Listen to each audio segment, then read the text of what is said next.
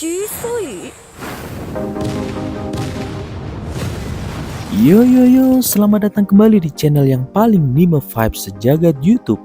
Ini dia Maniak Nim, tempat lo semua yang ngaku ibu sejati yang haus akan pembahasan anime dengan rasa daging, bukan cuma cuap-cuap doang nih. Di episode ini kita bakal ngulik tuntas sebuah anime isekai yang bisa dibilang underrated tapi overpower. Judulnya mungkin panjang banget kayak mantra sihir, tapi ceritanya gokil abis. Ini dia Tensei Shitara Dainana Ouji Data Node Imamani Majutsu wo Kiwamemas, alias kalau kita terjemahin, karena aku bereinkarnasi sebagai pangeran ketujuh, aku akan menjalani kehidupan bebas demi menguasai sihir. Nah tuh, udah kerasa dong vibes-nya. Iya, ini anime yang bikin semua pecinta sihir, overpower MC, dan dunia fantasi langsung nyantol dari episode pertama. Nah, buat kalian yang baru denger atau masih ragu buat nonton, tenang, gua bakal jelasin dengan gaya Maniak Nim biar lo langsung, oke, gua tonton malam ini juga. Tapi sebelum itu, bantu berkembangnya channel ini dengan cara subscribe, like, dan komen sebanyak-banyaknya. Serta tonton videonya sampai habis agar kalian bisa mengerti alur cerita dari anime tersebut. Duduk yang nyaman, kencangkan volumenya, dan mari kita gas ke video.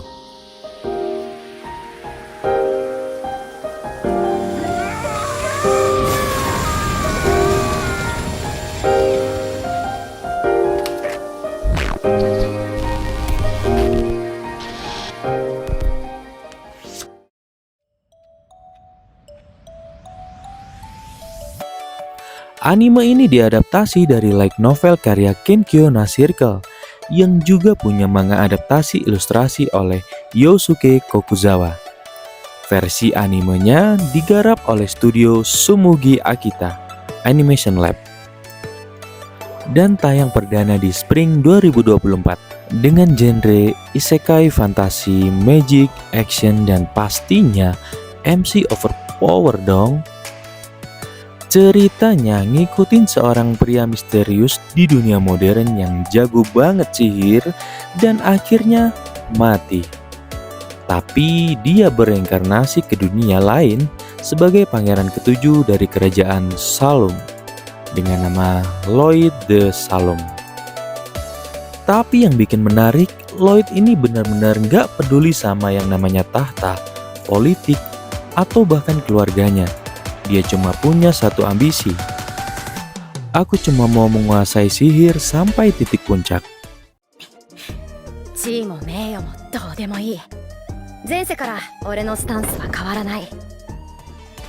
Bayangin, seorang anak kecil, pangeran kerajaan, punya potensi sihir tak terbatas, mempelajari semua sihir dari nol, dan akhirnya menjadi monster sihir.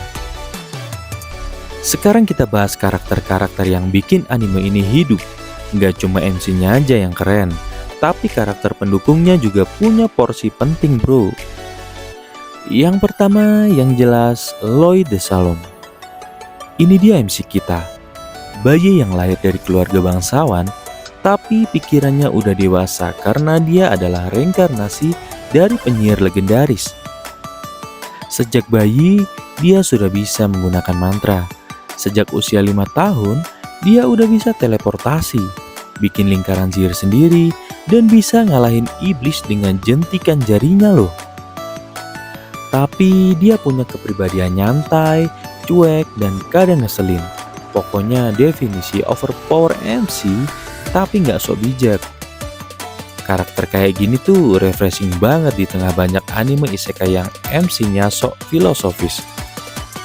Yang kedua yaitu Grimoire. Ini adalah salah satu artefak sihir yang terhidupkan dan bisa dibilang semacam partner sihirnya Lloyd. Karakternya kayak penjaga yang bijak tapi juga suka ngedumel. Grim adalah sumber informasi penting buat Lloyd dan jadi pelengkap plot perkembangan sihir. dialog antara Grimm dan Lloyd seringkali lucu banget. Mirip kayak duo sensei dan murid yang ngeselin tapi kompak. Yang ketiga yaitu Silpa, salah satu karakter cewek yang ikut dalam petualangan Lloyd. Silpa ini kuat, punya prinsip, dan kadang jadi penyeimbang dari kegilaan Lloyd. Meskipun awalnya nggak tahu siapa sebenarnya Lloyd, dia perlahan-lahan menyadari betapa luar biasanya bocah ini. Chemistry antara mereka pelan tapi pasti dibangun, tanpa terlalu mengganggu cerita utamanya. Yang keempat ada para pangeran dan Raja Salom. Walau nggak jadi pusat cerita, keluarga kerajaan juga punya peran penting. Mereka memperlihatkan sisi politik dan hierarki kerajaan. Tapi lucunya, Lloyd nggak peduli. Dia bahkan jarang muncul di acara kerajaan dan lebih memilih ngumpet di menara belajar sihir. Oke, itu baru pemanasan guys. Di segmen berikutnya kita bakal ngebongkar satu-satu episode awal sampai tengah. Gimana Lloyd bertumbuh, belajar sihir, tingkat dewa, sampai bikin musuh kaget setengah mati. Yuk lanjut ke alur ceritanya. Dari episode 1 sampai ke klimaks pertamanya. Nah, waktunya kita masuk ke bagian yang paling nikmat untuk dibahas, yaitu alur cerita per episode. Jangan khawatir, ini gak sekedar sinopsis biasa, tapi kita bakal bongkar isi cerita sambil bahas world building, perkembangan Lloyd, dan sistem sihirnya. Jadi siapin kopi, cemilan, dan headset, karena ini bakal seru abis. Reinkarnasi Sang Penyihir. Episode ini langsung tancap gas. Kita diperlihatkan seorang pria misterius yang di kehidupan sebelumnya adalah penyihir hebat, tapi mati karena batas usia. Tapi dia nggak menyesal, karena dia sudah puas mempelajari sihir. Dan boom! Dia lahir kembali di dunia lain sebagai anak bangsawan, pangeran ketujuh dari keluarga kerajaan Salom. Tapi karena posisinya jauh dari urutan takhta, Lloyd memilih untuk hidup tenang. Tapi tenangnya dia itu bukan buat tidur-tiduran bro, tapi buat ngelanjutin obsesinya, yaitu menguasai semua bentuk sihir. Lloyd tumbuh sangat cepat. Bayangin, bocah usia 5 tahun bisa teleportasi, elemental magic, dan bahkan manipulasi waktu dalam skala kecil. Dia belajar bukan dari guru kerajaan, tapi dari Grimm, artefak hidup berbentuk buku sihir kuno yang terikat padanya. Lloyd mulai mengembangkan lingkaran sihir buat eksperimen pribadi, sampai dia bikin sistem multicast dan auto-canting kayak game RPG. Dan yes, dia bahkan bikin ruang dimensi pelatihan sendiri biar nggak ketahuan orang lain loh. Gokilnya semua ini dia lakukan sambil tetap berpura-pura sebagai pangeran biasa.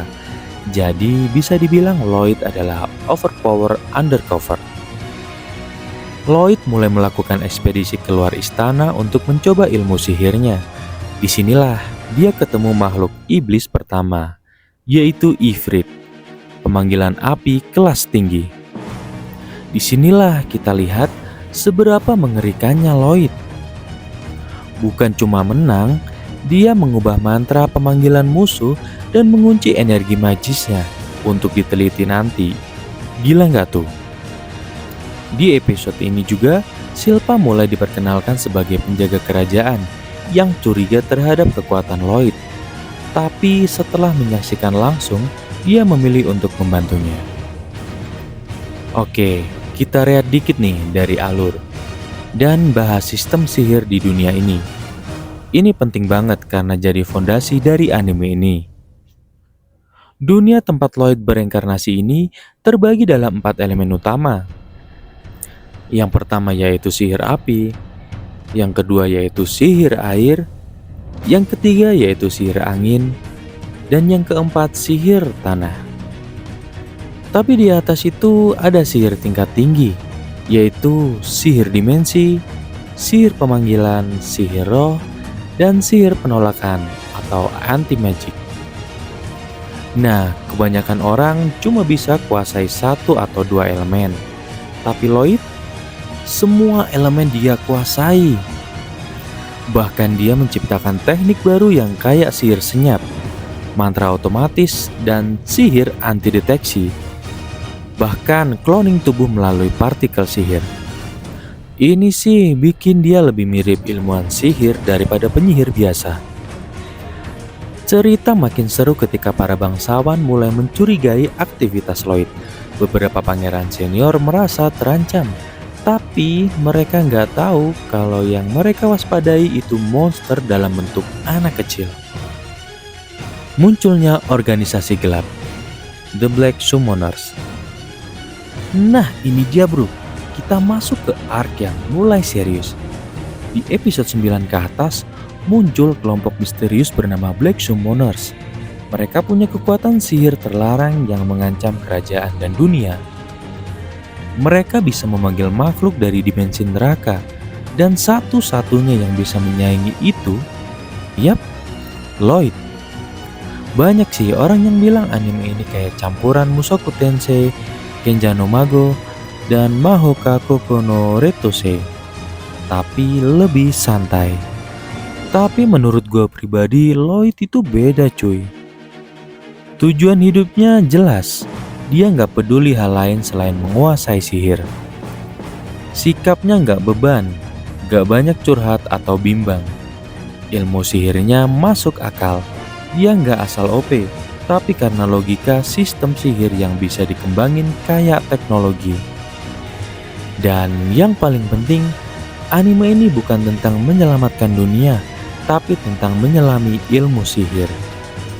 Kalau diperhatikan, Lloyd ini simbol dari ambisi tak terbatas manusia, ilmu yang terus berkembang, dunia yang bisa kita bentuk sendiri kalau kita punya pengetahuan.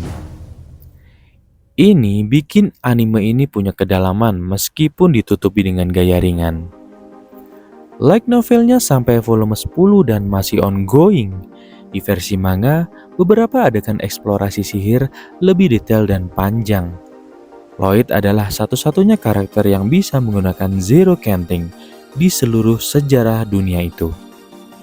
Desain karakternya terinspirasi dari penyihir kecil di dunia game klasik Jepang.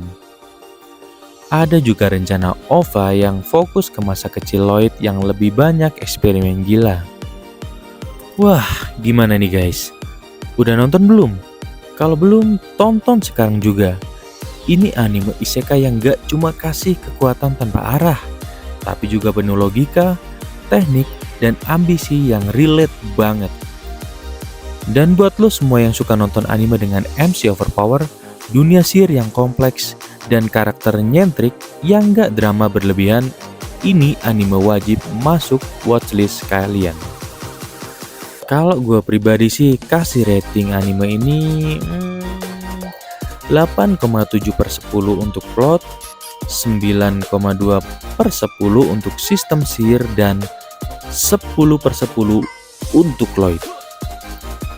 Jangan lupa ya bro and sis, like kalau kalian suka konten panjang dan penuh detail kayak gini, komen anime OP isekai favorit kalian biar kita bahas berikutnya. Dan tentunya subscribe channel Maniac Meme biar nggak ketinggalan video-video gokil lainnya.